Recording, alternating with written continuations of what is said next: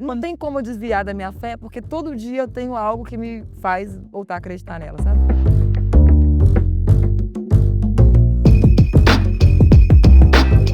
Que me segura, assim, a acreditar que existem cristãos que, de fato, estão querendo falar sobre o amor de Jesus e não utilizar do evangelho e roubar das pessoas, foi meu pai. Quando eu vejo algum pastor pegando dinheiro de igreja, eu fico achando absurdo, porque nem na hora da fome absoluta, meu pai teve coragem de pegar o dinheiro que ele achava que não era dele. Quando você conseguiu pegar o humor e fazer dele um trabalho? Dívida. As pessoas vão se vendendo pro silêncio na medida que elas vão crescendo para não perder espaço. Se as pessoas não têm acesso ao mínimo para viver e para se sentirem humanas, como é que elas vão querer? Mudar e humanizar as outras pessoas, né? Todo mundo nasceu com a função social. Porque acho que a obrigação de todo mundo era cada um cumprir a sua função social dentro do que der, sabe? E aí eu tava levando muito hate de gente branca letrada, porque o branco letrado ele se sente mais capaz de entender do que o preto. Cancelamento só existe quando você acredita nele. Porque a gente deitou na cota, né? É como se a cota fosse reparação histórica, mas a gente pensa que... A gente não lembra que entrar na universidade não é a mesma coisa de sair.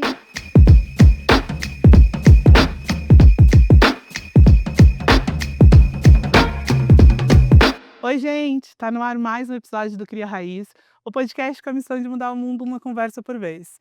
Eu sou a Camila Camilo e a nossa convidada de hoje é Correria. Ela já foi frentista, atendente de call center, mas ela se tornou transista e essa profissão mudou a vida dela e tantas outras mulheres ao redor dela também. Ela é hoje apresentadora, comunicadora, palestrante, é a própria Barbie em profissões. Bem-vinda, Sara Zara. Oi, obrigada pelo convite, cara. Tô super feliz de você estar aqui. A gente sempre começa as nossas conversas perguntando das raízes dos nossos convidados. Então, quais são suas raízes? De onde você vem? Sou de BH, né, sou natural de Belo Horizonte.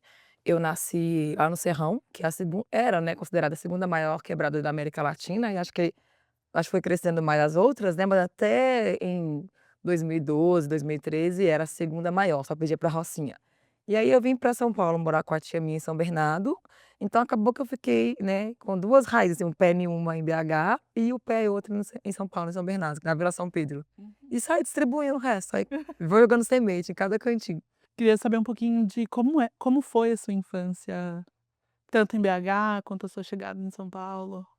Então, a gente lá em casa, é família classe C, né, menino de beco, a gente cresceu na família muito humilde, simples, graças a Deus, mas, eu fui criada com pai e mãe, que era uma coisa muito difícil de ver, né, na comunidade geralmente ou eram mães solos, né, ou era uma família, assim, meio que estruturada nesse sentido de ter estrutura psicológica mesmo.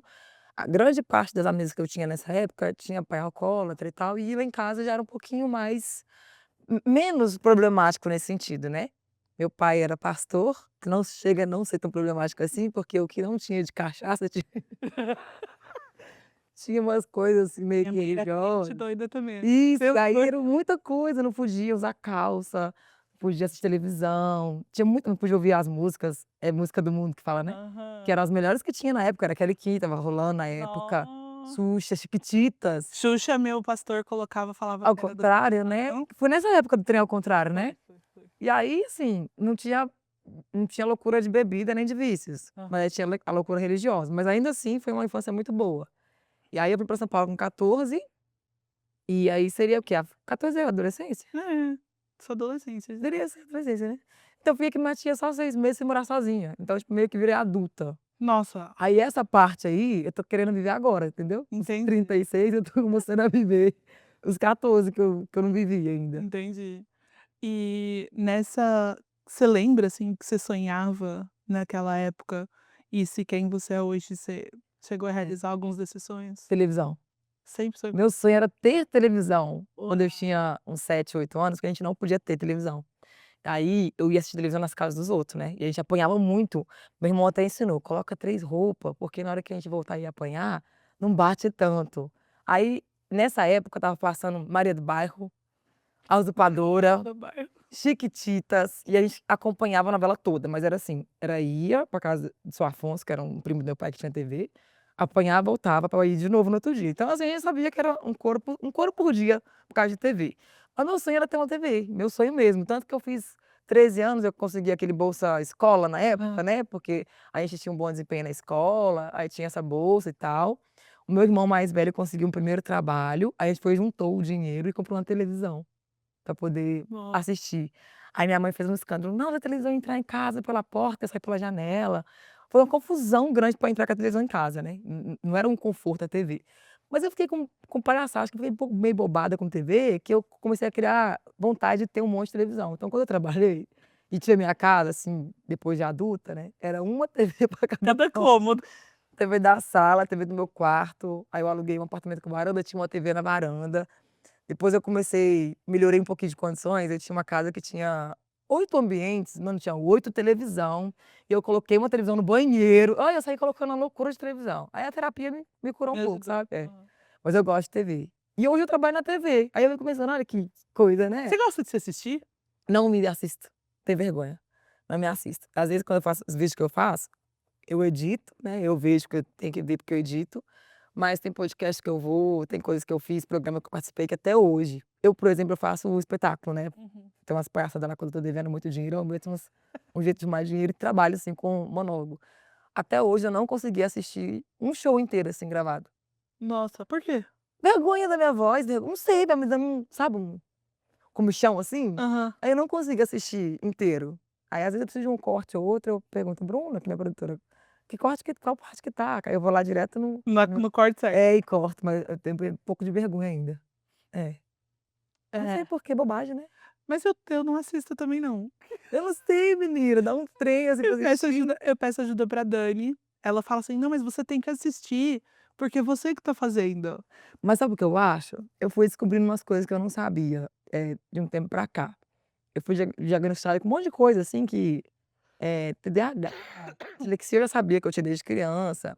Aí agora eu tô analisando uma outra questão também, né, de atipicidade, aí que eu fui entendendo o que é isso, né. E o que que eu fico acho que às vezes também não gosto de me assistir, fico pensando: "Não, eu deveria ou não eu devia ter falado tal coisa ou não", vai batendo um remorso, vai batendo um negócio, Aham, e vai dando vergonha, tipo assim, por que que eu não fiquei eu tenho mania, por exemplo, hoje tá tranquilo porque eu tô com uns coreozinho aqui, aham. mas quando eu vou ver eu tô assim, ó, nas coisas, sabe.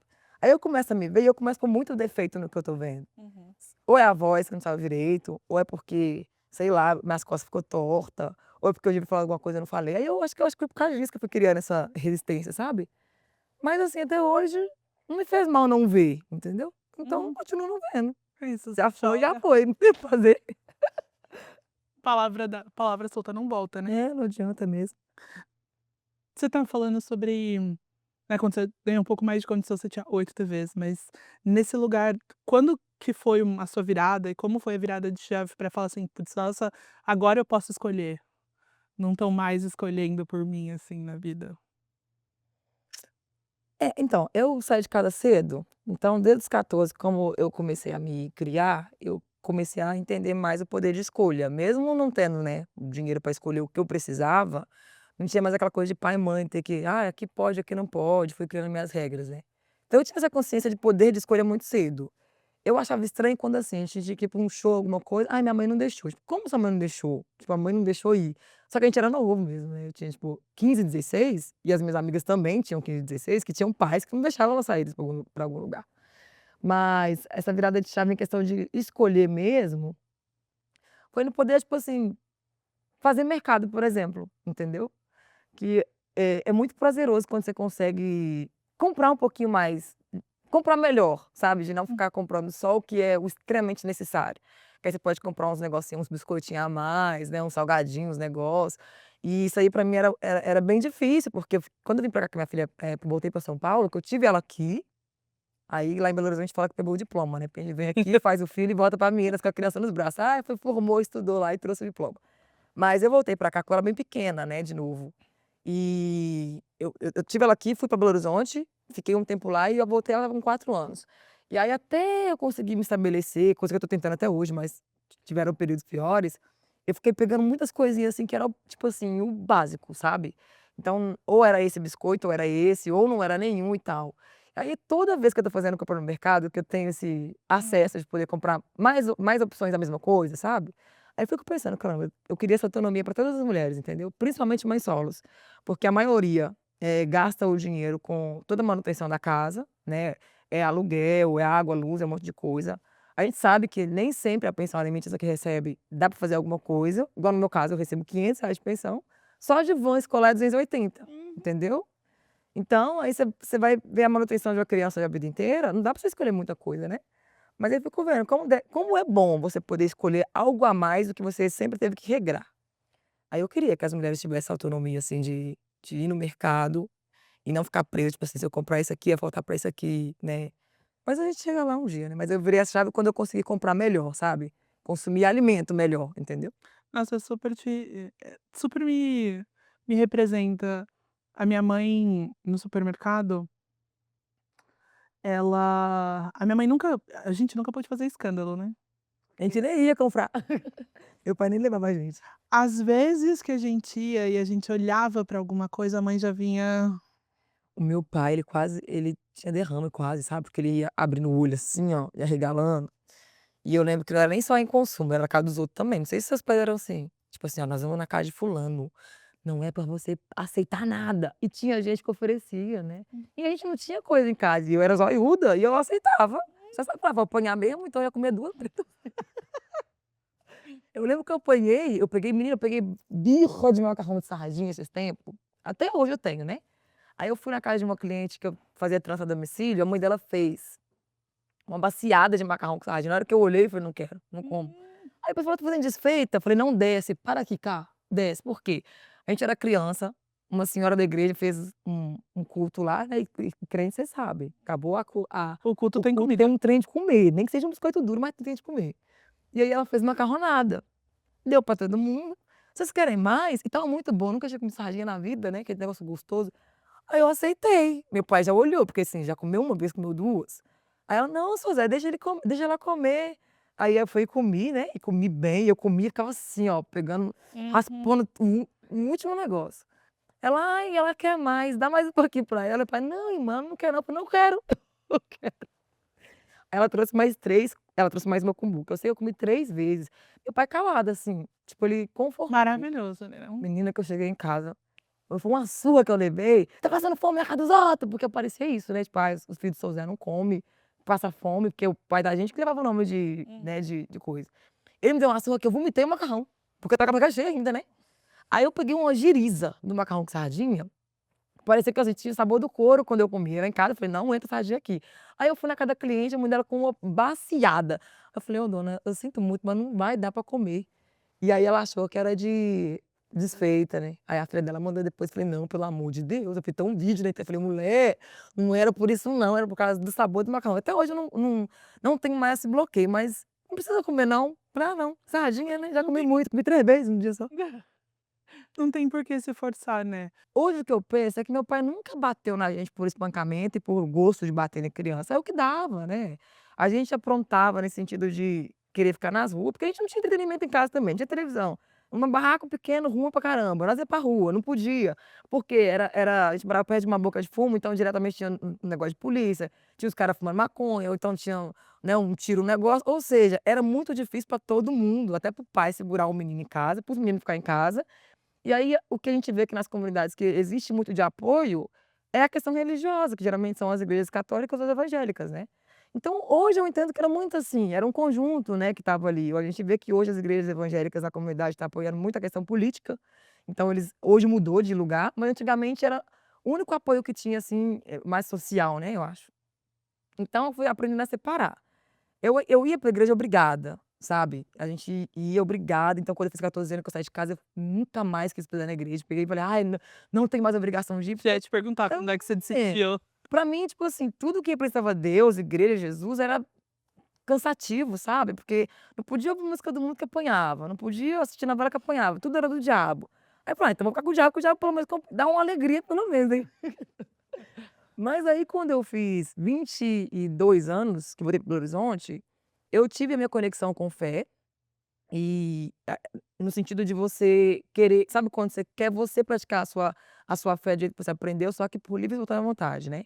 Porque a minha experiência com a fé mesmo, de entender o que que era, eh, acreditar em algo que você não vê, eu tinha 6 anos, eu lembro até hoje. Meu pai estava amassando umas latinha, porque ele era da reciclagem na época, e minha mãe sempre foi muito mas sabe, ela não era crente fervorosa não, ela era aquela pessoa que, tipo assim, a mulher de Ló, no caso, a Aham. que blasfemava, sabe, era tipo. De Jó, mulher de Aham, Jó. mulher de Jó. Isso. E aí eu lembro que minha mãe chegou e falou assim: "Ô Zezé, tem que fazer comida para os meninos, não tem nada para comer". E não tinha nada em casa mesmo, era uma época muito muito ruim de tudo, assim. E aí amassando as latinhas e ele catando os negócios, aí ele falou assim: "Ah, eu vou dar um jeito aqui pra juntar as coisas e vender". E já eram acho que umas 3, 4 horas da tarde, nós brincando com os olhos vermelhos de fome assim e tal, que criança, né, não tem noção de muita coisa, pedindo almoço. Aí ele falou assim: "Ah, bota água pra ferver aí, que Deus proverá". Eu lembro como se fosse ontem, nem era pra eu lembrar que eu tenho 36, né, 30 anos atrás. E aí minha mãe falou assim: "É pra ferver, pra comer com língua", porque ela era bem dessas assim. E eu lembro que nessa época meu pai ele era tesoureiro da igreja, e ele guardava o dinheiro da oferta lá em casa.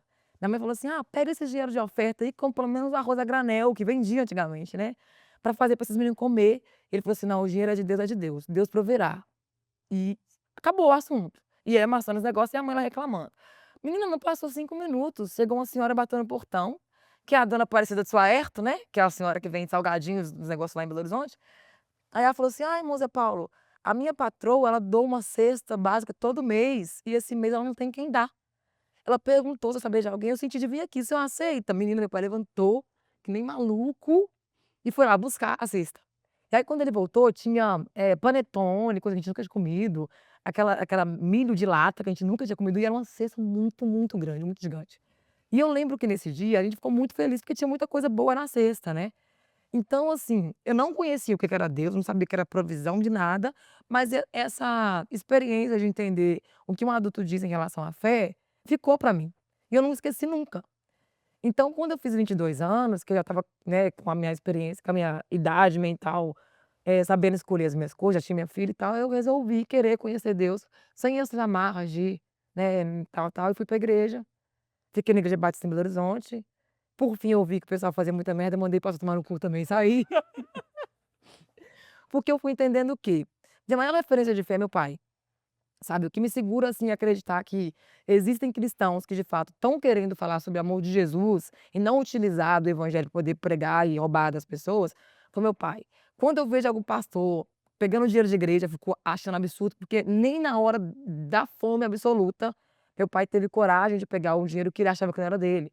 Então, assim, eu fui tendo muito exemplo de honestidade em todos os sentidos em casa, tanto de você não pegar o que não é seu, tanto de você, acreditar no que ser fiel ao que você acredita. Então não teve, eu tive uma base muito forte em casa, sabe. Isso eu arrastei pra vida. Só que assim, o meu pai, ele é um pouquinho mais por ele ser mais antigo e ele ser mais rígido com ele mesmo, que seja, né, questão religiosa, ele leva bem ao pé da letra o que ele aprendeu.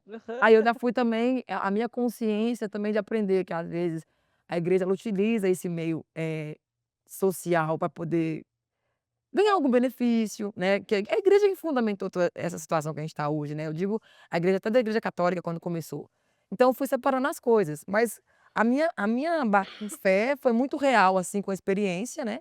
Então, assim, eu acredito muito em espiritualidade, e uma coisa que eu aprendi também, que meu pai aprendeu comigo depois, sobre entender como que Deus se revela para as pessoas. E em 2017, eu estava trabalhando no call center com a minha amiga Cirlei, ela falou assim, do meu lado, ela sentada, ela: "Ai, minha pombagira tá com sede". Eu: "Tá queimado e repreendido em nome de Jesus". Aí eu já comecei a ficar com medo. Para com isso, porque pra mim isso era demônio mesmo, né, qualquer orixá pra mim era satanás, que eu aprendi assim desde pequena. E aí a Cirlei teve paciência de me explicar. E aí eu tive o interesse de começar a aprender. Por fim, hoje eu entendo que, a espiritualidade ela é uma nuvem gigante, a é o absoluta, assim, a última instância da bondade, a última, daqui não tem mais lugar nenhum. E como Deus é muito pessoal e ele é muito articulado, ele vai falando com as pessoas de acordo com a forma que ele alcança elas, entendeu. Então comigo ele alcançou com o Espírito Santo, porque foi a base que eu tive. Tem pessoas que vai ser com o orixá, tem gente que vai ser no budismo, sabe, tem pessoas que vai ser da forma ateu de ser, né, porque, não é porque a pessoa ela é ateia, não acredita numa espiritualidade como a gente acredita, que ela vai estar jogada no mundo. Eles acreditam em coisas, né, só não acreditam no que a gente acredita, desse jeito que é coisa de louco mesmo. Uhum. Você acreditar que Em algo que você não Yansan vai te salvar, que Espírito Santo gente, isso é coisa de maluco, né. Mas eles acreditam nos outros, que isso é uma forma de acreditar em alguma coisa, né. Mas eu acho que não quando tem como eu desviar da minha fé, porque todo dia eu tenho algo que me faz voltar a acreditar nela, sabe. quando você estava compartilhando me deu uma vontade de chorar, porque tem uma história bem parecida com essa. Mas você estava falando sobre a experiência de Providência, muito louco pensar nisso, porque numa situação bem parecida, só que o meu era, tipo, véspera de Natal. Hum. A festa, todo mundo farto, né, todo mundo E a gente em casa, a minha mãe falou: vai orar, assim, tipo". E aí deu umas 6 horas da tarde, assim, e a minha mãe na oração pediu um frango assado. Falei: "Meu, será que vem? Será que não vem?". E aí eu lembro até hoje que a minha professora da escola bíblica dominical bateu na porta de casa com uma compra e Nossa. tinha o frango assado. Você disse no peru, né, como era combina mais com o Natal, só brincando, Jesus. É, mas assim, a gente sempre tem algo pra desmistificar, né. Eu não sei se isso é bom, se é ruim, sabe. Até hoje eu fico um pouco em dúvida, assim, querendo entender qual é o propósito da gente ter que, tipo porque eu entendi que a fé, você bota o pé, e aí a fé coloca o chão. Você dá um passo sem saber, você acredita no que você não vê.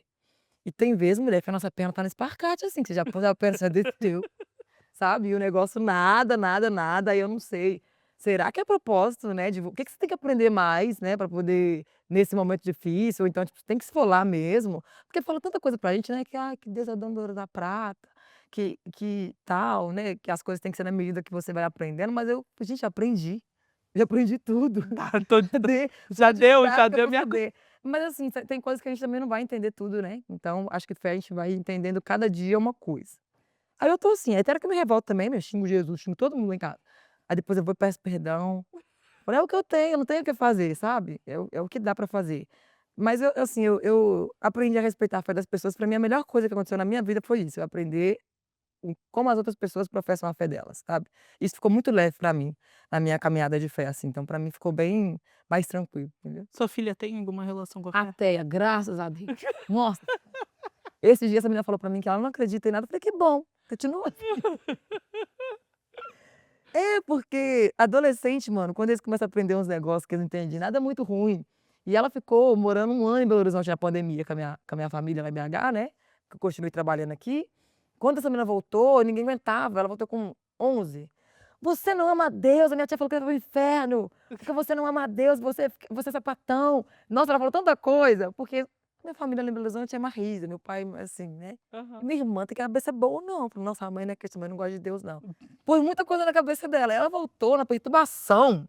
Aí agora que ela tá com 14, tá com a cabeça bem mais feita e tal, mas assim, do mesmo jeito que eu tive a minha experiência, Ela vai ter dela. e não precisa ser do jeito que eu tive também. Eu acho que pra mim o melhor exemplo que minha filha pode dar é não perturbar os outros, sabe. Não ser uma pessoa que vote a favor de matar alguém, né, que vote errado. Isso pra mim ela não precisa nem ter fé em nada. Ela tendo fé na ideia dela, pra mim tá ótimo, né. E o pessoal, né, tá meio assim, então é melhor continuar assim mesmo, sem acreditar nessas coisas que fica mais fácil, ela fica menos emocional, eu acho, sabe, na hora de fazer escolhas mais É, misturar misturar crenças, escolhas e política é um negócio tenso. dá um negócio muito pesado. Uma co eu acho que aqui na nossa conversa uma coisa que fica muito evidente pra mim é a capacidade que você tem de trazer o humor pra tudo. Você sempre foi, tipo, engraçadinha? Ou e tipo, e o humor é mais um jeito de você se defender ou tipo, não, você encarou Hum, eu não me acho engraçada, eu não me acho. É porque mineiro, você foi em Minas? Belo Horizonte? Já conversou com o povo de Belo todo mundo assim. Verdade. Falei: "Gente, mas em Minas todo mundo é assim", eu acho que o mineiro ele é o rei do network, que É ele conversa maravilhoso. na Nossa. fila com quem quer e quem não quer conversar e ainda te cutuca assim, ó: "Responde boba". Aham. Eu acho que o mineiro ele é o rei do network. E eu acho que o mineiro também ele não problematiza tanto assim, porque a vida do mineiro ela, por mais que seja caótica, é muito tranquila, o jeito de pensar, entendeu? A vagareza, é tudo pacato. Aí quando eu vim pra cá e eu consegui me manter no meu ritmo mineiro, eu acho que isso fez um diferencial, entendeu? Uhum. Porque tem gente que sai dos lugares vão perdendo, assim, sotaque, vai perdendo o ritmo, né, e tal. Eu me adaptei muito bem em São Paulo, hoje eu não moraria em Belo Horizonte mais, que eu não consigo, eu vou lá, eu choro muito, de nervoso, porque o povo vai ficando devagar nas coisas, me dando um negócio, "Vamos, vamos, vamos, vamos". Você quer a gentileza do mineiro com agilidade É, hã. exatamente, mas eu acho que do mineiro é assim. Aí meu terapeuta falou isso, né, meu porque geralmente pessoas que brincam com a própria dor, tá fugindo da dor. Eu falei: "Mas não é dor, amor, aquilo lá é assim mesmo". A gente consegue ver um lado engraçado de qualquer coisa. Já foi em velório de mineiro? Não que eu Menina, aquilo não é velório, gente. Parece uma festa, parece um negócio, assim, por mais absurdo que seja a morte, sempre vai ter. Sempre vai ter um ponto muito cômico, assim, sabe. Teve uma vez um velório pô, morreu de tiro. Coisa de guerra de traficante, então quer dizer, é uma morte tensa, né. Você não fica brincando com essas coisas, não tem nem espaço pra você achar graça de nada não. Mas eu não sei que esse povo arrumou que na hora que foi colocar o caixão do homem lá, deixaram o caixão cair, o trem abriu, esparramou tudo, e a mulher: "Pega capá!" Ai, meu Comentário era. Eu falei: "Cara, nem num velório de assassinato o pessoal consegue uhum. segurar". No velório da minha avó, por exemplo, vó Creia, que é uma avó de consideração, as velhas começaram a brigar por causa do terço. "Não é essa parte do terço agora não", e se a minha avó morta lá no negócio, aí um bando de uma igreja que foi prestado condolência começou a rezar uma missa, aí as outras do lado falaram: "Não, mas não é essa parte do terço agora não". E aí tinha uma senhora que ela não aceitava aquilo, ela continuou rezando o terço do jeito, todo mundo rezando de um jeito e ela rezando o alto do outro, sabe. Eu falei: "Ah, minha avó vai acordar, eu vou mandar parar".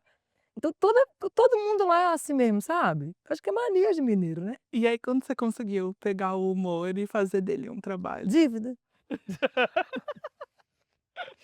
Estava devendo muito, 2022, estava devendo muito. Pensava que e eu contando meus assuntos na internet, porque meus assuntos na internet estava trazendo cliente para o salão. Hã. Vai, também eu contando os casos, o povo vai vir, né. Aham. Quer vir ouvir aqui, vai pagando, trançando e Vai aham. aí o pessoal tá assim: "Ai, faz stand-up que a gente vai". Eles que eu não faço stand-up, né, já deixo claro: "Gente, eu não sou humorista, eu conto casos, se vocês acharem graça, problema é vocês, vão me pagar", né. E aí teve uma época do mês que eu estava devendo muito. Aí eu falei: "Ah, vou fazer esse trem". Hã. Aí eu fui e juntei lá, um amigo meu que produziu, aí não tinha nem roteiro, mas não tem roteiro, assim, eu vou lembrando, só vou anotando a sequência pra eu não poder misturar muito, né. Mas aí vendi tudo, os negócios, o pessoal foi, aí eu paguei a conta, entendeu. Uhum. Aí você fala: "Ah, quando vai ter?" Falei: "Não, espera o agiota cobrar, na hora que o agiota cobrar a gente pagou". Mas depois que porque os causos são mais assim, né, pro lado da comédia mesmo, mais ou menos, eu acho. Talvez, não sei. É. Pode ser, né. Então, eu acho que, tipo, tem um rolê que é agora mas agora tá mais estruturado ou você segue na mesma Tá pior do que antes era. Que agora era pra estar, né, a essa hã. altura. Mas é porque assim, ó, deixa eu te dizer, até hoje eu também não sei o que que eu tô fazendo na internet. Eu trabalho hoje no ICL, não sei se você conhece, né, o ICL. E aí eu fui pensando: "Gente, todo dia que eu chegava eu pensando: "O que que eu tô fazendo aqui?". Porque eu sei que meus conteúdos são os conteúdos, assim, que tem umas pessoas que aprendem, né, porque eu aprendo e vou lá passar, então é compartilhado. E aí eu sei que tem coisas que são mais largadas, tem uns negócios que é um assunto mais importante, tem coisa que eu falo que eu só vou saber que eu sabia na hora que eu termino. Eu falei: "Gente, eu não sabia que eu sabia isso aqui". Então eu acho que tem um pouco do Saci comigo e tem um pouco vai misturando, né. Mas o ICL é um canal de notícias, geralmente o pessoal que vai lá é jornalista, pessoal que se formou em comunicação, não sei o quê, e eles me convidaram. Eu falei: "Vocês têm juízo não?". Eles me convidaram, tanto que o programa que eu faço, são só essa galera, assim, que estudou pra alguma coisa lá. E eu tenho ensino médio, que eu formei porque Deus ajudou mesmo, sou dislexa, tem um monte de coisa que eu não sei fazer, mas tô lá compondo. E aí na quinta-feira me colocaram pra fazer um jornal, entendeu. Eu falei: "Como que vocês pegam a pessoa como eu pra fazer jornal?". Também não sei. Então assim, tá indo lá, entendeu. Eu falei: "Ah gente, tô aí, o que vier pra mim é lucro, não for coisa que mata nem que vai preso, que eu não gosto de cadeia, pra mim tá indo". E aí o negócio da questão também de fazer os espetáculos, os negócios assim, a gente vai juntando dívida com o público, o povo fala que vai, quem paga pra ir. Falou que paga minha filha, e não mata e não vai preso, eu tô dentro, entendeu. É isso, eu também. Não sou tão animada. Eh, te escuto, e acho que tem um lugar de levar de forma leve conversas que são sérias também, né, tipo, de conseguir trazer leveza. Eu vejo você como uma pessoa que traz leveza, mas também gosta da polêmica, gosta Não é nem que eu gosto. é que a polêmica caça você? Não, menina, é que os assuntos do povo que é bobo. Se o povo não fizesse figura, a gente não ia comentar figura, né. O problema é esse, entendeu. E assim, eu tenho uma facilidade prática, eu acho que é da minha tipicidade, de separar você de uma coisa que você faz que eu não gosto. Hã. Pra mim é muito comum. Eu posso continuar gostando de você e gostar de uma co e não gostar de uma coisa que você faz. Pra mim separa, né. E o que eu fico vendo hoje, que principalmente na rede social, as pessoas não estão prontas pra isso. sabe. Se a pessoa ela é sua fã, ela é sua fã por inteiro, e aí se você faz uma coisa que ela abomina, só porque é você, ela fecha o olho, mas se for o outro fazendo, ela condena. E é muito assim na rede, sabe, muito, muito, muito. E aí eu fico vendo também o quê? As pessoas elas vão se vendendo para o silêncio, na medida que elas vão crescendo para não perder espaço, sabe. "Ai, falava disso aqui antes, agora se eu falar disso aqui, eu espanto marcas". Igual eu não faço publicidade, né. Eu tem uma estava numa agência até que eu falei: "Vocês estão me chamando de boa pra vocês não, porque você sabe que não vai sair nada daí". Porque eu acho assim, entre fazer dinheiro, não que eu não goste de dinheiro, entre fazer dinheiro, no sentido de publicidade e tal, que é, né, você vende produto de uma marca, e você educar as pessoas dentro do que você consegue, eu prefiro educar as pessoas, porque às vezes o dinheiro que eu vou ganhar agora não vai compensar a burrice de um monte de gente que poderia eu digo burrice no bom sentido, porque hoje a rede social emburrece as pessoas demais, elas vão tirando a vontade das pessoas de criar o interesse de querer aprender alguma coisa. Então já tem pouquíssima gente fazendo, coisa que eu, o Will, um monte de segui de criador de conteúdo faz, que é pegar esse papel de ser o chato do rolê, para falar de uma coisa importante e simples, que as pessoas vão pensar, que eu acho que é muito mais relevante eu falar de algo que muda a estrutura da sociedade do que vir com um produto e mostrar uma coisa que todo mundo já sabe, que vai comprar eu mostrando ou não, entendeu? Total. Eu sinto muito isso falando sobre mudanças climáticas, assim, tipo, aí tem que você vai a empresa vem tentar falar um bagulho, aí eu vou faço 2 perguntinhas pra ver se eu Se tá combina com você não tá. E a minha agente falou: "Sara, essas coisas não vai trazer marca". Eu falei: "Então deixa a marca lá". Eu que não quero marca que não se preocupa com a sociedade. Então pra mim é uma coisa que, entendeu, tanto faz. Mas, acho que o humor também, eu acho que o jeito vou dizer até o humor mineiro, né, que é um jeito mais leve, assim, eu acho que ele abre muita porta pra muita coisa, né, porque o feedback que eu tenho às vezes é bom, eu começo falando de um negócio bobo, aí termina com uma coisa importante que a pessoa consegue pensar na situação dela e muda de postura. Aí agora eu desenhei uma que chama não é que chama, eu pus o nome lá pelos cocos lá na hora do negócio lá, aproveitar o engajamento que estava na época, que chama "E Desdisse Jesus", mas é sobre os 7 pecados capitais. Que eu estava observando como que os pecados capitais são relacionados à influência da internet, e o que que é pecado, o que que é crime, a bagunça que virou agora, né. Mas de fato é para falar sobre pornografia. E aí eu fiz eu estava tentando explicar às pessoas como que era, para produzir, e ninguém entendia, eu falei: "Vamos fazer um modelo então, porque eu tenho dificuldade de explicar". Então a gente faz um, pra vocês entenderem o que eu estou falando. E aí nesse um que eu fiz, 2 dias depois um rapaz me chamou, né, me chamou no Instagram, porque ele foi assistir, ele disse que com o resultado do stand-up também, desse espetáculo, ele conseguiu, reatar o casamento que ele tinha perdido, porque ele se conheceu viciado na pornografia.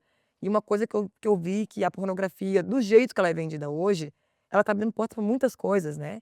E aí pouco se fala do consumo das mulheres da pornografia. Estamos falando no programa que a gente estava gravando ontem, né, aquele caso da Pellicul, né, daquela senhora que foi abusada pelos amigos do marido durante mais de anos e 50 tal. homens, então. Quando aquilo ali estourou, eu fiquei muito, eu me senti responsável por partes, porque lá na plataforma de conteúdos adultos que eu tinha o hábito que a gente ah, tá insalubre a questão da gente paquerar, né, a gente sabe que pra você sair, encontrar Sim. alguém que vai dar certo, aí chega lá, às vezes, um encontro de Às merda, vezes a uma nossa transa de vibração é merda, melhor do que qualquer às vezes você lá sozinha você consegue resolver. E aí totalmente. eu comecei a fazer o quê? Os estímulos estímulos e vídeos, né, pra mim estava sendo mais fácil, mais rápido. É até deitar, relaxar e pensar, falar: "Não, assiste esse negócio aqui que vai rápido demais". E aí eu comecei a ver que eu comecei a entender esse consumo, por quê?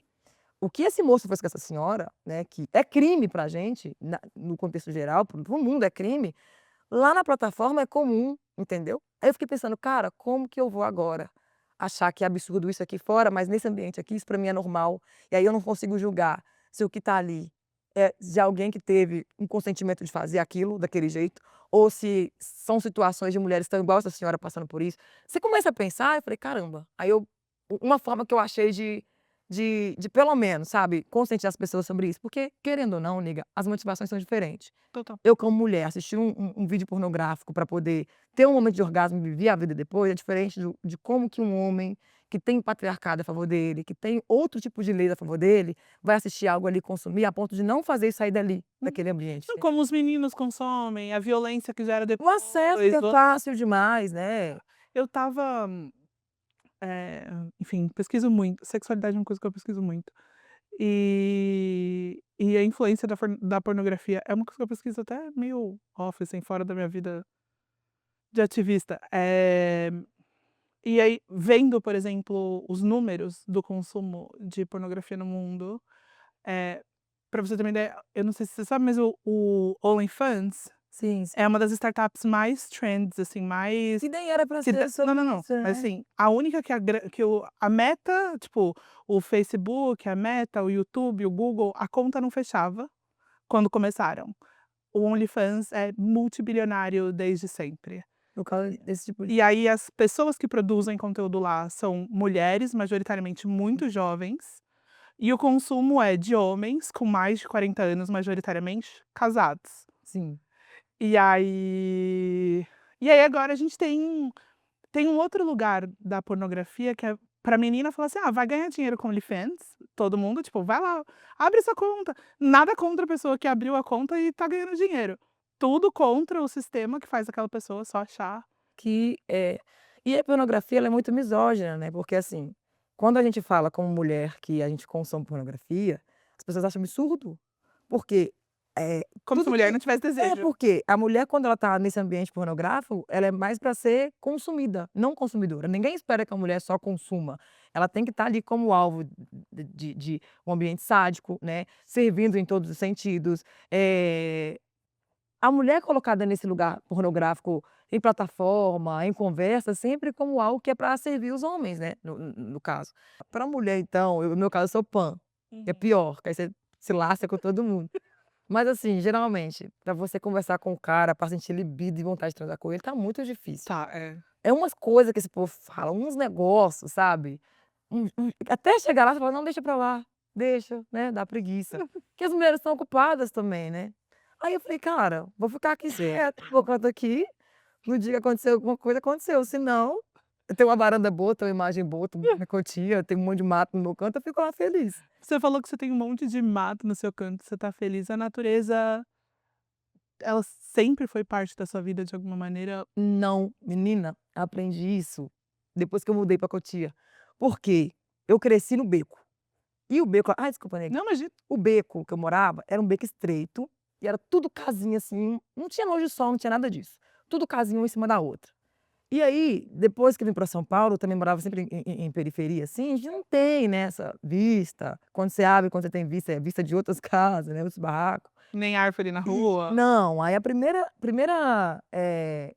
apartamento que eu morei, um pouco mais privilegiado, que era no último andar, não era uma vista, assim, de natureza, porque era um monte de prédio, né, mas ainda assim tinha um pouco mais de céu, porque eu era a última, então eu conseguia ver de cima para baixo. E aí eu lembro que depois que eu saí de lá, mudei para um outro agora, o último que eu estava antes desse, eu morava no segundo andar, e morava no bloco do meio, então não tinha nada. E aí eu descobri essas questões da minha tipicidade, como que isso influencia, eu comecei a parar de produzir, porque eu estava procrastinando demais. Era tudo escuro, chegar na minha casa 10 horas da manhã parecia que era Tu estava 6 sem dar horas. luz. É, porque era muito escuro, então parecia assim: "Ah, não vou fazer não, que amanhã eu termino esse serviço aqui", mas não era amanhã, era hoje, porque estava de dia ainda, né.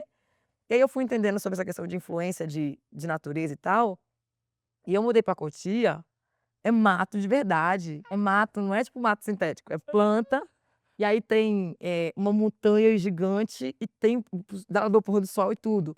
Aí você acorda e as portas lá de casas, aquelas portões grandonas de vidro, então você já acorda com um céu azul batendo na sua cara, é muito lindo. E aí eu fui vendo que eu consegui produzir mais, sabe, você fica mais disposta, sabe, você fica mais produtivo, você fica mais criativo. Acho que até os stories muda, né, porque eu ficava vendo assim, tem um amigo meu do Rio, que ele postava uns stories brilhante, assim, iluminado, que a gente vai ver umas stories assim, escuro por quê? A minha casa toda escura, né, mesmo com ring light na mesma luz. E aí eu comecei a produzir mais. E aí eu levantei até uma tese, que eu não sei se vale muito, sei lá, para quem for mais inteligente aí, ver se faz sentido. Eu acho que esse sistema que o Estado usa para ressocializar as pessoas, ele não ajuda em nada. Porque quando a gente não tem o mínimo contato com algo natural, cara, não tem como você tentar refletir sobre nada. Aí eu fiquei pensando, hoje, do jeito que eu consigo viver na minha casa, e reparando eu fiquei 1 ano nesse outro apartamento que eu estava ficando, assim, Morre por depressiva, dentro. porque era muito escuro. Aí eu fiquei pensando: "Cara, como que você pega um cara, coloca pra ficar preso, né, uma pessoa presa num presídio que, às vezes, tem uma ventana, ele não tem contato nenhum com a natureza. Às vezes o banho de sol, você não consegue ver nem mal mal Nem o ver o céu de céu. baixo pra cima, né. Falei: "Isso não ressocializa mesmo". E eu aí comecei a ver a diferença da galera que é presa em colônia, que tem contato lá com plantação e tal. Grande parte dessas pessoas quando saem de lá, elas a tendência delas a mudar de postura, procurar um trabalho, sair da vida antiga criminosa, é muito maior do que o pessoal que fica nos Ah, eu vi um exemplo bom desse eu esqueci o que a sigla significa, mas as PACs lá em Minas Gerais, em que a galera tem esse espaço, o pessoal, tipo, trabalha, planta. acho que é colônia, né, que fala. É, mas acho que, tipo, é que tem um nome técnico, a gente bota na legenda depois pra galera ver. Eh, mas é isso, e se é assim na cadeia, imagina na escola. Sim, não tem estímulo nenhum, né. Tudo concretado, você não tem acesso à árvore. E as cores também mais mortas, né, eu comecei a reparar, a escola sempre cinza e marrom, você não vê muitas coisas em questão de cores vivas e tal, eu falei: "Cara, isso influencia muito na produtividade das pessoas". Eu acho que poderia ter sei lá, a gente como sociedade começar a cobrar também isso, porque querendo ou não impacta muito no social, né. Cobrar mudança, pelo menos estética, isso aí não custa muita coisa. Ou um planejamento melhor, esse modelo de ressocializar para mim é o modelo mais castigador, né, é uma pena que castiga, mas que não reeduca. Então, não tem como falar assim: "Ah, nós vamos prender o menor infrator", nem sei se é assim que se fala mais, acho que mudou o termo, né. O menor que comete algum delito com o cara que foi preso porque ele cometeu qualquer tipo de crime, a gente não pode esperar que ele saia de lá diferente, se esse sistema continua assim, sabe. Acho que Total. não Não, e a acho população assim, de falar que se as pessoas não têm acesso ao mínimo para viver e para se sentirem humanas, como é que elas vão querer mudar e o humanizar as outras pessoas, né, fica um não pouco tem como, difícil. não tem como. Mas falando em humanizar pessoas, assim, eu estava quando eu estava pesquisando e preparando essa entrevista, eu vi que você recebeu uma medalha das mãos da Lucy Brandão Ah, pelo seu trabalho. sim, o áudio dela no passado. Ai, meu Deus. E aí eu queria te ouvir um pouquinho como foi essa experiência e, mais do que isso, como é ser reconhecida pelo trabalho que você faz, pelo trabalho com as mulheres. Então, da Leci, foi um filme que passou, porque Leci eu lembrei, até estava contando pra ela esses tempos, né, a tal do Zé do Caroço, tinha um tal de pagode da Aécio na minha época, e meu pai chegou, menina, bem na hora que eu estava ouvindo o Zé do Caroço, "E quer Zé do Caroço em casa não, trem mundano", deu a gente uma surra por causa da música da Leci. Falei: "Ó, pra você, eu apanhei por causa dessa égua, agora que aqui recebendo uma medalha das mãos dela". É reparação histórica se É, chama. é religiosa ainda por cima, né. Mas, eu tô começando a entender que é um trabalho, porque na verdade eu acho que todo mundo nasceu com a função social. E aí quando a gente começa a fazer acontecer de acordo com essa função, a gente destaca porque tem muitas pessoas que não estão fazendo. Mas se todo mundo fizesse, não ia ser um negócio tipo: "Nossa senhora, que absurdo, que legal, que massa". Porque acho que a obrigação de todo mundo era cada um fazer cumprir a sua função social dentro do que der, sabe. E aí essa questão dela se reunir essas pessoas e pelo menos eu acho que é uma gratificação, porque querendo ou não a gente sai do local de desconforto, a gente poderia estar igual todo mundo, porque é uma treta que a gente compra, sabe. Uhum. Eu sou assim, vamos dizer que 50% das pessoas pretas me odeiam, as outras 50 também. Mas, eu escolhi ser uma pessoa que prefiro não passar pano, Elas te né. odeiam ou elas queriam falar o que você fala e não tem coragem? Não, às vezes elas não suportam o que eu falo, porque falo de pessoas que elas gostam, né. E a gente tem que entender também que pessoas pretas como a gente também tem essa tendência de às vezes fazer algo que é ruim para o outro, né. E aí existe uma dificuldade muito grande a gente se ajustar, né, ou a gente se cancela, mata de uma vez, ou então a gente passa pano, não tem aquele meio de conduta: "Camila, eu gosto de você, mas isso aqui, ó, não dá, isso aqui tá fudendo com uma galera". Acho que a gente não, o povo não tá preparado muito para isso.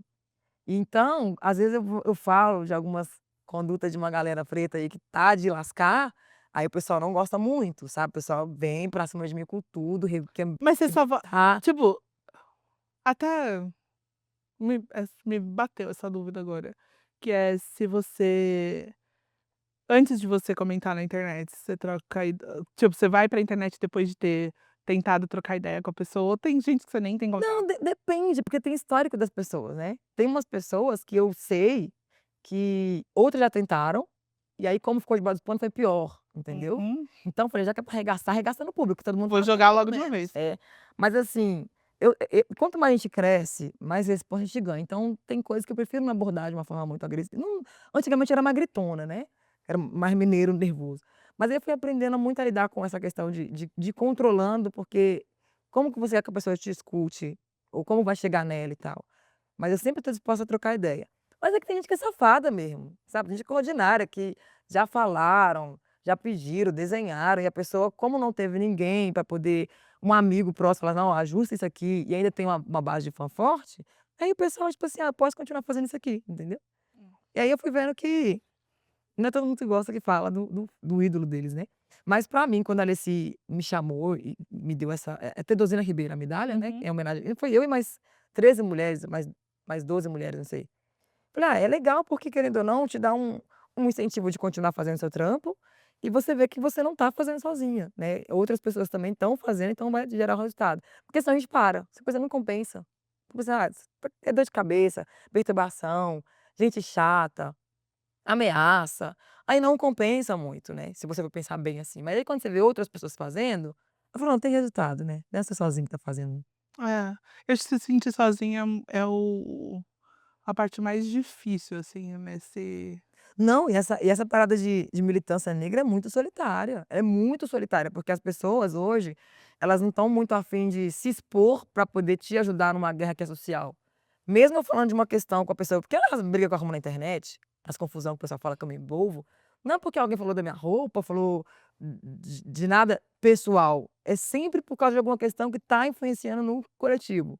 E ainda assim, a galera não quer comprar o desconforto com o coleguinha, entendeu? bom, aqui no Cria Raiz a gente fala muito sobre a causa ambiental, porque é onde eu tô, tendo crescido num lugar em que a natureza te foi negada e hoje tendo acesso, eh, muita gente com quem a gente fala, às vezes a gente tem sorte de ter criado uma plataforma que as pessoas querem engajar com a gente, querem ir para as nossas viagens pra Amazônia, super legal. Inclusive, eu tô te devendo essa, ainda vai Não, ne não se preocupa, viu, vai tranquila. acontecer a hora Não sou muito dos bichos, então ah, mas quanto mais eu eu não tô nem com levar um pressa, tempo. eu tô nem com pressa. Eh, mas tem esse lugar de ver a crise climática e ver os desafios.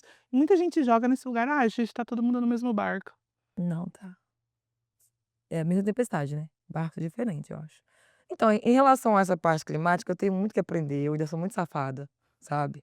Mano, eu sou muito ordinária no sentido de consumo de água quente, porque o meu banho é muito ordinário. "Ah, gata, O meu banho, ele não é se muito preocupa, ordinário. vamos fazer um pacto aqui, que é". É o meu único lazer mulher que eu tenho. Não, não, O meu único lazer. continua. Olha esse cabelo, você acha que eu tomo banho de 5 minutos? Mas é uma necessidade que você tem. Quanto tempo você acha que dura meu banho, Camille? Gata, o meu dura 1 hora e meia, eu fico pensando, eu canto música, Eu eu aprendi faço a um fazer o show quê? inteiro. Quando como eu sou muito desconecta de pensamento, quando eu vou rezar, eu preciso me concentrar. É no O chuveiro? que que eu aprendi? Chupar manga e rezar ao mesmo tempo. E tomar banho. Porque é tudo uma coisa só, eu gosto de chupar manga, eu gosto de rezar, eu gosto de banho. Aí eu me concentro bem. Aí eu pego um saco de manga e vou rezar debaixo de chuveiro. Só que é muita oração, mulher. É isso. Teve um dia que eu fui tomar banho, era 1h pouca da manhã. Eu saí de lá, estava clareando.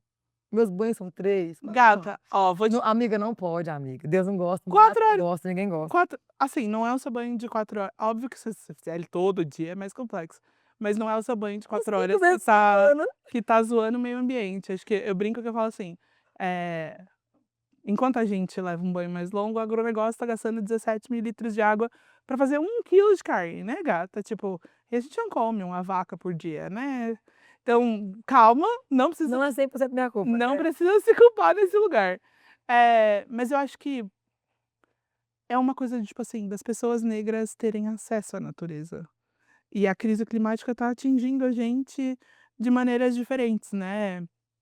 7 em cada 10 brasileiros já viram ou conhecem alguém que viveu um evento climático extremo.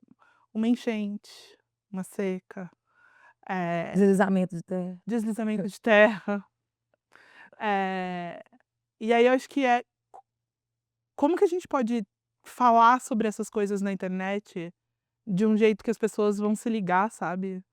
Eh, enfim, acho que eu quis tentar trazer essa conversa aqui contigo de alguma maneira e usar o humor também, não sei se tipo Esses dias eu fui participar de uma conversa sobre ESG, né, aham. que eu nem sabia que eu sabia desse trem. Aí Ah, falei: gata, "Nossa, eu não ia te sabia". perguntar inclusive agora sobre isso. Então, assim, eu acho que tudo influencia um pouco, cada um vai conseguir de uma forma. Eu, por exemplo, meu banho, eu reconheço que é um banho ordinário. Se todo brasileiro tomar banho igual eu tomo, acabou, vai ter água só mais uns 5 dias. Mas assim, por outro lado, eu, por exemplo, como comunicador e como uma pessoa que tem certa influência nas redes, eu fui entendendo que existe um consumo exagerado de coisas que a gente não precisa, por exemplo, roupa. Saíram esse monte de marca, né, Shein, é Temu, é não sei o quê, não sei o quê. Toda hora é uma bomba de informação para você consumir uma saia diferente, que é do mesmo tecido que você tem, da mesma cor, mas tem um rasgo aqui. E aí, o influenciador tal usou, então eu também tenho que usar. E aí essas pessoas que trabalham divulgando esse consumo, porque não é pela peça, é o consumo mesmo exagerado, né, de coisas, elas não estão conscientes o suficiente de saber como que isso impacta a questão do têxtil também, né. Eu aprendi com a Raquel Brasil, que ela trabalha falando sobre isso, que ninguém é ensinado como que descarta os tecidos, por exemplo. Tem as lixeiras de plástico, de nã mas de tecido, a gente não sabe como descartar um tecido, e ele demora muito para se recompor, e agora a gente está usando muito mais. A gente que é de classe C, a gente já é do SG desde pequeno, né, porque você usa uma roupa, Passa para passa para o seu irmão, tá passando para o irmão, e aí só leva o farrapo, porque não tem mais o que fazer. Porém, a gente estava praticando isso sem ter a consciência do que é você fazer pela natureza e por necessidade. No nosso caso era extrema pobreza mesmo, né. E aí eu acho que em cima disso, que essas marcas ganham espaço, porque quando eu venho de uma escassez até de adquirir uma peça de roupa e tenho que ficar usando várias roupas repetidas dos outros, porque eu não tinha acesso, e agora eu tenho um salário que eu posso comprar algo, aí vem aquele negócio que a terapia não curou em todo mundo. Eu tenho que ter um tantão daquilo que eu não tive, e geralmente é roupa, né. A galera da classe C tá ganhando muito espaço hoje e tendo cartão de crédito, você tem jeito de comprar, entendeu? Você vai lá, dá um jeito e compra. Só que a gente não tem essa conscientização também. E aí, ninguém está regularizando a rede social a ponto de fazer as pessoas não incentivarem um consumo que impacta muito no mundo, para todo mundo, né. E aí eu estava falando com minha amiga isso, falei: "Cara, a gente já praticava isso, mas sem ter essa consciência, e até essa forma agora foi gourmetizada também, porque antigamente a gente ganhava muito, né". Eu lembro, eu estava falando com ela lá na mesa, que tinha uma senhora em Belo Horizonte que eu trabalhava para ela de faxineira. E aí, os lixos dela eram muito bom, menina, que eu trazia os lixos embora, que eram uns lençol grandão, sabe, umas toalhas gigante. E lá em Belo Horizonte tem um bairro que é um bairro mais elitizado, que tem aquele bota fora, que a gente descia da comunidade para ir catar o lixo deles, porque era um lixo que servia pra gente. Agora inventaram o bazar, inventaram o enjoei, inventaram não sei o quê, que o povo começou a vender o lixo que era pra gente também. Tipo assim, tudo que dá um jeito. Quando chega na comunidade ou quando chega na classe C, o pessoal consegue ganhar dinheiro com isso, e aí elitiza o termo de novo. Então, o pobre, favelado mesmo, sabe, que está na pirâmide, na última parte como base, nunca vai conseguir ter acesso à informação direta do que é essa questão de conscientizar sobre o consumo, porque a galera conseguiu ganhar dinheiro até com lixo. Pra gente ganhar dinheiro com lixo era o quê? Catar latinha. "Ah, vamos catar latinha, vamos amassar, porque isso aqui dá dinheiro para poder pagar a conta de luz, comprar um gás", que era a escassez. Agora a galera rica tá pegando o que eles jogavam fora pra vender, pra ganhar dinheiro também, porque agora é E ganhar dinheiro moda. com a classe C, né, que Com a classe C também, né, porque acaba que a gente vai lá e compra mais barato. Mas assim, até essa prática de não precisar comprar, sabe, sempre tá saindo a consciência das coisas, entendeu? O pessoal dá um jeitinho de tirar uma forma do pobre entender qual que é a necessidade disso. Então o rico ele também não tá, praticando esse disso, ele tá pegando o dinheiro dele de volta, porque ele conseguiu fazer isso. Mas e a comunicação direta, sabe, de ir lá na escola pública ensinar para o cara, sabe, que ele não precisa de consumir tantas coisas, porque querendo ou não, quem que sofre impacto maior quando o pau quebra em relação ao climático, né? Quando eu era criança, teve uma casa que desabou lá onde eu morava e morreram 6 crianças de uma vez, por causa da condição que a gente cresceu, o bairro não era muito estruturado, porque as pessoas sabem que o governo ele abandona a estrutura, né, geográfica nas quebradas. A gente só vê isso acontecendo onde tem favelado. total, Então mulher, quem tem que aprender, quem tem que se conscientizar primeiro é essa galera aí, mas pergunta: "Como que vai fazer, sabe, para colocar isso na escola já?". Acho que não tá tendo estratégia para isso, né, de ensinar o impacto da negativo no caso, das reações climáticas, que pra gente é a corda que arrebenta, entendeu.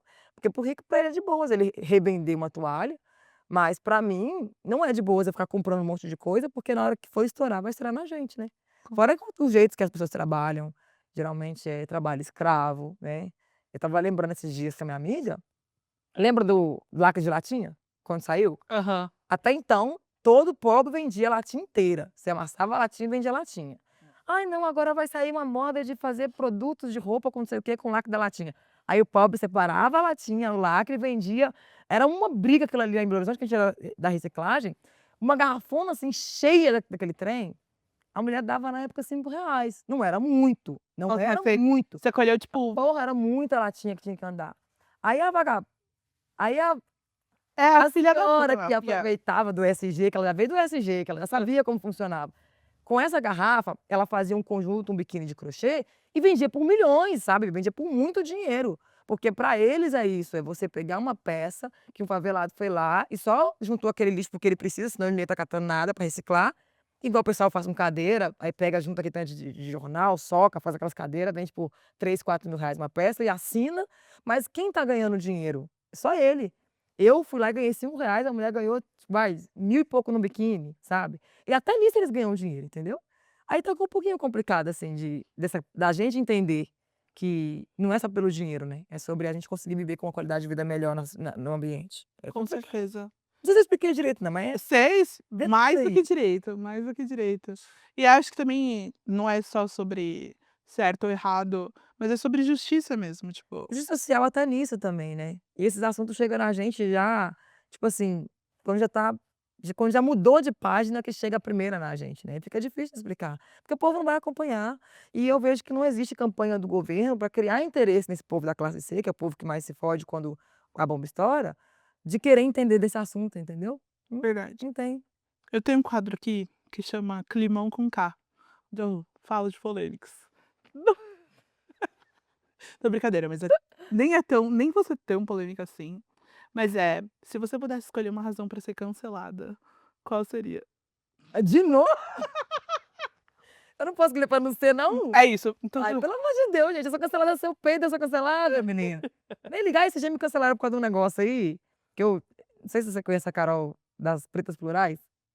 A que ajudou no Rio Grande do Sul, aí teve o negócio da Luísa Sonza, que a Luísa Sonza pôs um dinheiro lá na mano, o trampo da menina é ajudar mulheres em vulnerabilidade lá no sul. Você já sabe que se tá no sul já tá difícil.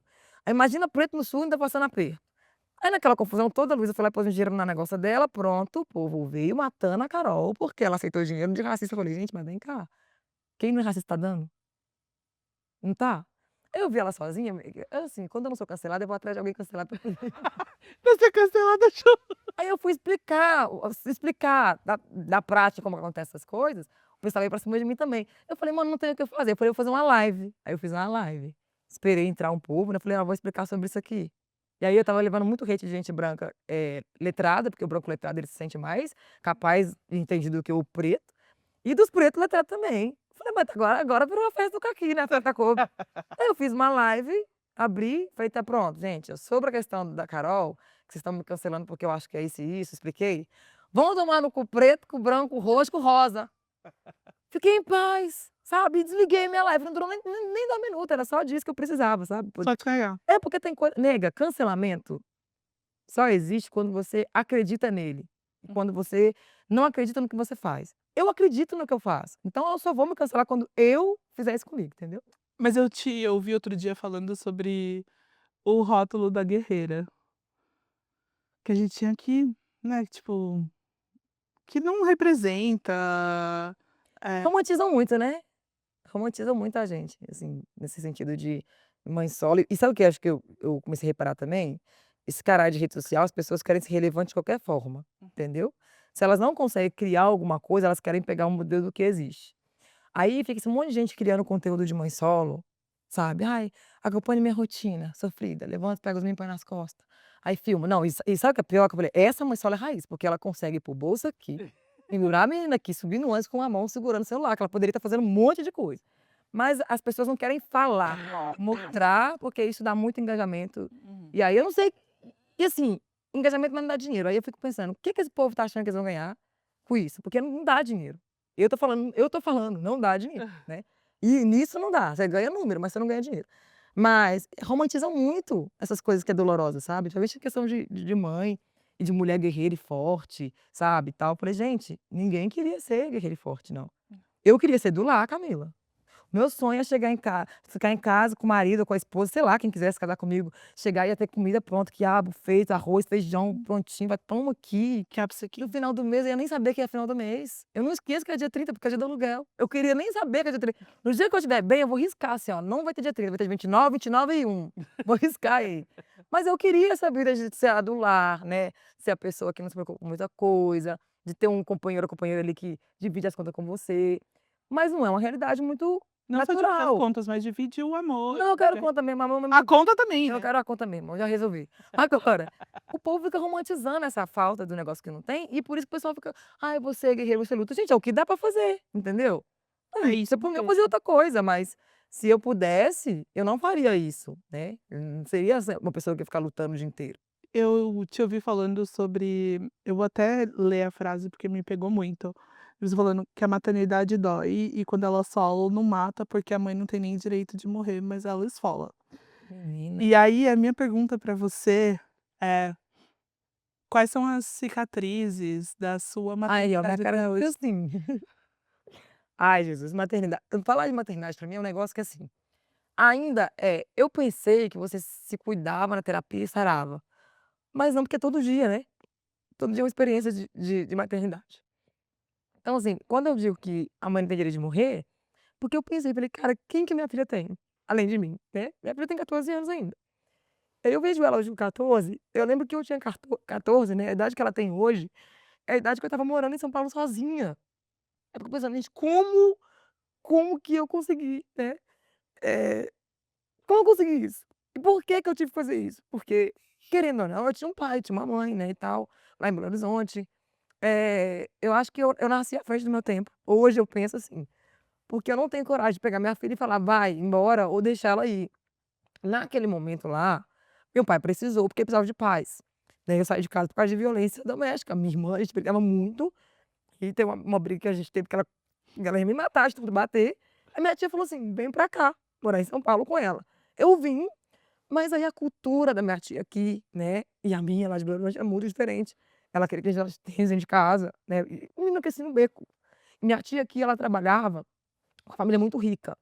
Eu acho que foi o jeito dela pensar assim: "Se eu copiar os ricos, eu vou ficar igual eles". E ela era doméstica lá, né, mas ela tinha um filho.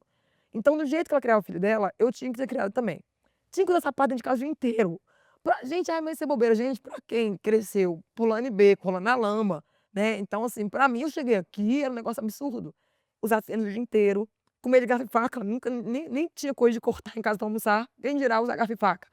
E aí o jeito que ela criava o filho dela, né, a fartura quando chegou que tinha, que na minha casa não tinha, então, tipo assim, por eu não ser filha, ser mais sobrinha, tinha umas regras diferentes em relação ao alimento, né, então, tinha coisa que eu podia comer, que eu não podia. E lá em casa a gente sempre era assim: "Rafa e Zezé come muito".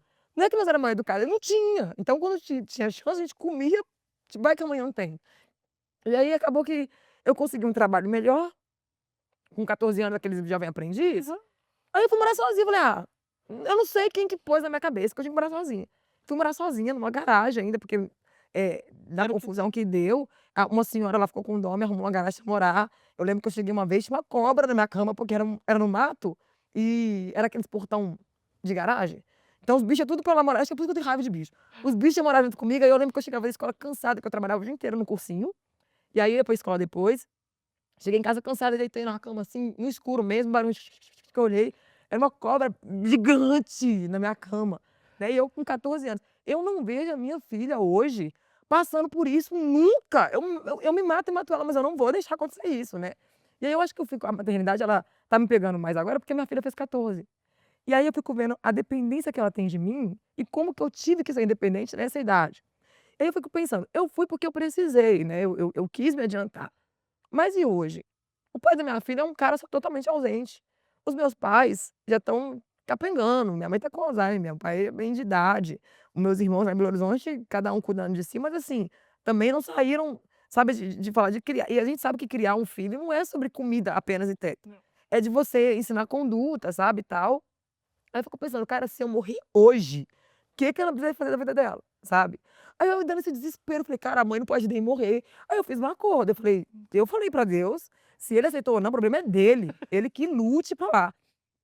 Eu não aceito morrer antes da minha filha se tornar uma adulta uma adulta, assim, já Dona dela mesma. com a malícia na vida, sabe. Então, assim, o que eu tô fazendo Brisa tem 14 anos, ela fala de capitalismo, ela fala sobre misoginia, ela fala sobre tudo. E ela fala isso não é porque eu sentei com ela. O jeito que eu consegui educar a Brisa, esse tipo de conteúdo, que o pessoal fala que eu sou chata ou que eu não vou ganhar marcas, ela me vê fazendo algo. Então ela começou a querer interessar por coisas porque ela tá me vendo fazendo, né, falando, sabe. Aí quando eu arrumei uma briga por causa de misoginia na rede social com um parente seu, um primo preto seu aí da sua senzala, Né, o meu pau quebrou, mas assim, sempre estourou uma bolha que chegou nela, sabe. Que ela falou: "Mãe, na minha escola o menino falou isso, isso, isso e isso". Aí eu falei: "Na Brisa, pra você falar com homem, você tem que gritar. Se você falar baixo, eles não escutam. E se você grita, você sai como errada. Então você tem que ser fiel ao que você acredita até o fim". E expliquei pra ela o porquê que eu estava fazendo, sabe, assim, pra ela já ir crescendo sabendo que é assim, que se eu morrer depois que ela ficar adulta, sabe, quando for, ela já tem uma base mais ou menos, porque essa coisa eu tive que construir sozinha, sabe, que meus pais eles não tiveram esse período pra me ensinar. Dos 14 anos, que é a idade que a gente começa a se formar como questão de conduta, cara, eu tive que pegar as experiências de criança e fazer virar. Aí eu caí esses dias, eu falei: "Carai, pode nem morrer, não pode ter sossego nunca, porque as fases vão coisando assim, né". Aí eu falei: "Gente, é um negócio que infelizmente é eu pensar sobre, vai me dando desespero, porque querendo ou não, é desesperador pra gente". E aí se eu tivesse, assim, uns pais que tivessem a tempo de vida, uns irmãos mais ativos, ou um pai dela mesmo que falasse: "Não, aconteceu, você vem pra cá", eu ficaria mais tranquila, mas não tem, entendeu? Aí eu falei: "Cara, esfola porque você não tem direito nem de machucar, de morrer, de passar mal, de bater a cabeça e perder a memória", entendeu? Porque a gente não tem nem como, entendeu? total. Mas é. Ah, acho que é porque a idade dela, sabe, ela chegou na idade que eu tive que me criar, E aí aí eu acho que é um remorso que eu sinto dos meus pais por mim, entendeu? Que eu fico pensando: "Mano, como que meu pai e minha mãe deixou eu nessa idade aqui, que minha filha: 'Mãe, acabou o pão'". Eu falo: "Acabou tá o aqui pão". E eu que tinha que comprar o pão, pagar o aluguel, o pessoal escolhendo Vanessa Camargo, tênis de Sandy, escolhendo qual roupa usar e eu escolhendo se era conta de água, se era conta de luz, se eu ia poder comer milho e linguiça, que minha vida era essa, sabe. As escolhas mais sérias que eu tive que fazer foram com 14 anos. Aí hoje eu vejo ela me pedindo dinheiro pra comprar, produto de pele. Esses dias ela comprou uns negócios na Shein, como é que é o negócio que você compra esses trem que você compra na internet, não é Shein, é a outra.